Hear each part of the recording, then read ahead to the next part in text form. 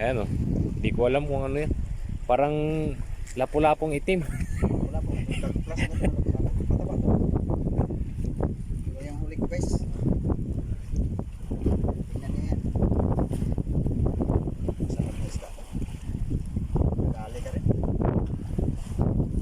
Tagal ko na ito nakita dito. Nung nakarang araw nakita ko dito eh. Ayaw ko bagat, paitok-itok na siya sa paito. Tapos ngayon, nangumusta sa'yo.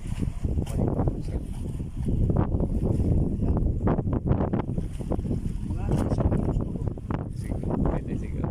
Isang kilo.